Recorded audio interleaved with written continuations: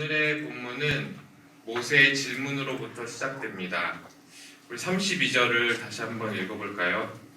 내가 있기 전 하나님이 사람을 세상에 창조하신 날부터 지금까지 지나온 날을 상고하여 보라. 하늘 이 끝에서 저 끝까지 이런 큰 일이 있었느냐? 이런 일을 들은 적이 있었느냐?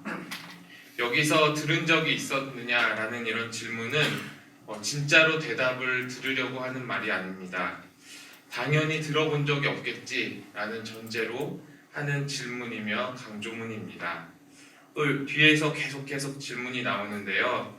어떤 국민이 불 가운데서 말씀하시는 하나님의 음성을 너처럼 듣고 생존하였느냐라는 말은 오직 이스라엘만 불 가운데서 말씀하시는 하나님을 경험하였다는 것입니다. 또 어떤 신이 와서 시험과 이적과 기사와 전쟁과 강한 손과 편팔과 크게 두려운 일로 한 민족을 다른 민족에서 구원한 일이 있느냐라는 말은 오직 여호와 하나님만이 이스라엘 민족을 애굽의 민족으로부터 구원했다는 이 뜻입니다. 따라서 하나님께서 애굽 손에서 이스라엘을 건져내시고 그리고 그 이스라엘 백성들을 인도하시고 그리고 시내 산에 도착해서 보여주신 놀라운 이적은 오직 이스라엘에게만 행해졌던 일이라는 것입니다. 하나님은 어디에서도 그리고 어느 때에서라도 그리고 다른 어떤 민족을 향해서라도 이러한 일을 행하지 않으셨습니다. 하나님께서 오직 이 이스라엘에게만 특별한 일을 행하셨던 목적은 무엇일까요? 오늘 본문은 두 가지 목적에 대해서 이야기하고 있습니다. 첫째는 하나님께서 자신을 나타내셔서 자신이 유일한 신임을 드러내기 위함이라고 말을 하고 있습니다. 35절입니다. 이것을 내게 나타내심은 여호와는 하나님이시요 그 외에는 다른 신이 없음을 내가 알게 하려 하심이니라. 출애굽기를 보면 5장을 보면 이제 모세와 아론이 하나님의 명령을 받고 이제 바로 왕을 처음으로 대면하는 장면이 나옵니다. 그때 바로 왕이 했던 대사가 무엇이었냐면 나는 여호와를 알지 못하니 이스라엘을 보내지 아니하리라 라고 그 모세의 요청을 거절했습니다. 그리고 오히려 그는 이스라엘의 노력을 더 힘들고 가중하게 만들었습니다. 그러나 10가지 재앙을 통해서 그는 하나님과 이스라엘에 대한 태도를 바꿨습니다. 그리고 하나님과 이스라엘이 어떠한 하나님이신지, 그 하나님 여호와이신지, 그리고 하나님의 백성인 이스라엘이 어떤 민족인지를 그는 깨닫고 하나님 앞에 두 손을 들고 항복한 것이죠. 마찬가지로 하나님의 특별한 행하심은 이 바로와 애굽 민족뿐만 아니라 이스라엘 백성을 향한 것이기도 했습니다. 이스라엘 백성에게 하나님은 어떤 분이신가를 깨닫게 하는 것입니다. 어떤 학자는 이런 표현을 사용하더라고요. 특별한 사건이 특별한 하나님을 계시한다. 바로왕과 같이 우리는 하나님의 은혜가 없이는 하나님에 대해서 전혀 알 수도 없는 존재입니다. 오직 광활한 그런 자연 만물을 통해서 우리 물질과 세상 너머에 무엇인가 존재하는구나 어렴풋이 추측할 뿐입니다. 이처럼 하나님께서 자신을 드러내고자 하지 않으신다면 우리는 도저히 하나님을 찾아낼 수 없을 것입니다. 제가 들었던 설교 말씀 중에 기억 남은 비유가 있는데요. 바로 숨바꼭질 비유였습니다. 은혜동산의 그 이규현 목사님께서 하신 설교였는데요. 목사님이 꼬마였을 때 이제 도시에서 살다가 시골로 이제 놀러 갔다고 하십니다. 그리고 동네 친구와 함께 이제 숨바꼭질을 이제 하게 되었는데요. 이제 술래인 자신이 이제 막 아이들을 찾으려고 막 돌아다니는데 아무리 찾고 계속 찾아도 도저히 아이들을 발견할 수가 없다고 했습니다. 그래서 날이 점점 어두워지니까 이 이규현 목사님이 이제 두 손을 입에 대고 큰 소리로 외치기 시작했죠. 못 찾겠다 깨꼬리, 못 찾겠다 깨꼬리 이렇게 외쳤습니다. 그러자 아이들이 한두 명씩 나타나는데 어떤 아이는 소외양간의 그 지붕 위에서 내려오는 친구가 있었고 한 아이는 그 들판에 묶어놓은 그 볏짚 사이에서 나타났다고 하는 거죠. 그래서 도시 사람인 자신이 어떻게 이들을 찾아낼 수 있겠어 하시는 말씀을 들은 적이 있습니다. 이처럼 하나님은 숨바꼭질의 달인이십니다. 하나님께서 자신을 숨기고자 하신다면 어떤 사람도 하나님을 찾아내고 알 수 없을 것입니다. 그러나 하나님은 자신을 계시하시기로 계획하셨습니다. 그리고 하나님께서 택한 백성들에게 자신을 계시하십니다. 그리고 그 과정에서 자신을 알리기 위해서 택한 민족이 바로 이스라엘 민족입니다.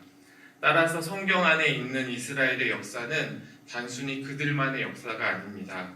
이스라엘의 역사 가운데 타락한 인간들을 구원하기로 결심하신 하나님의 뜻과 계획이 숨겨져 있습니다.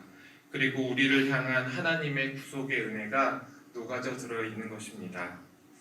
성도 여러분, 우리의 시간 속에서 일어나는 일은 모두가 역사적으로 봤을 때 특별하지 않습니다. 그러나 우리에게 행해지는 특별한 것은 모두 다 시간 속에서 역사성을 가지고 있는데요. 이러한 특별한 시간을 카이로스라고 부릅니다. 그리고 이 카이로스 특별한 시간은 하나같이 그리스도를 가리키고 있습니다. 하나님은 성경을 통해서 그리고 오늘날 우리에게 영적인 경험을 통해서 그리고 역사를 통해서 우리에게 하나님만이 한 분 여호와심을 계속해서 말씀하고 계십니다. 하나님께서 이스라엘에게 이렇게 특별한 일들을 행하신 두 번째 목적은 그들을 교훈하시기 위함이었습니다. 우리 36절을 같이 한번 읽어보겠습니다. 여호와께서 너를 교훈하시려고 하늘에서부터 그의 음성을 내게 듣게 하시며 땅에서는 그의 큰 불을 내게 보이시고 내가 불 가운데서 나오는 그의 말씀을 듣게 하셨느니라. 우리 40절도 읽겠습니다. 오늘 내가 내게 명령하는 여호와의 규례와 명령을 지키라. 너와 내 후손이 복을 받아 내 하나님 여호와께서 내게 주시는 땅에서 한없이 오래 살리라. 하나님께서는 이스라엘에게 하늘로부터 음성을 들려주셨습니다. 그리고 땅으로부터는 이제 불이 일어나게 하셨고 그 불 가운데서 이스라엘에게 말씀하셨습니다.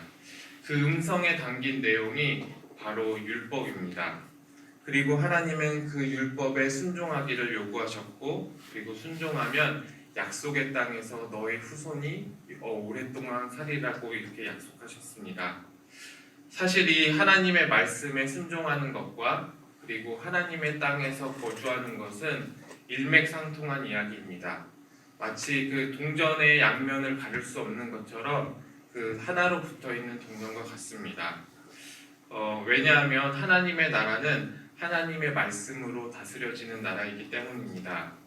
대한민국 사람이 대한민국의 법을 다 준수하면서 살아가듯이 작은 비유로 부엌에서는 엄마 아빠 말을 순응하지 않으면 밥을 얻어먹지도 못하듯이 하나님의 나라에서는 하나님의 말씀으로 순응하며 살아가야 합니다.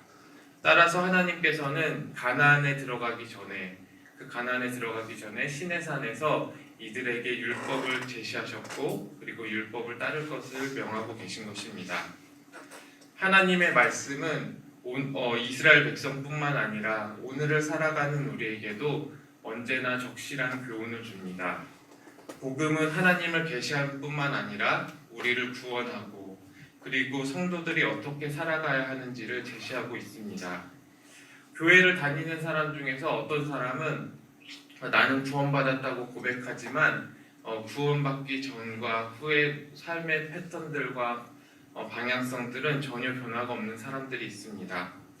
그러나 복음은 구원받기 전과 그리고 구원받기 후에도 이 복음은 우리를 적용시킵니다.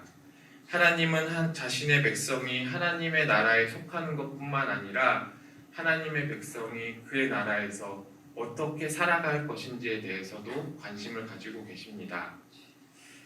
마지막으로 이제 41장에서 43절은 하나님의 말씀으로 다스려지는 국가가 어떠한 것인가 이렇게 단편적인 모습들을 보여주고 있는데요.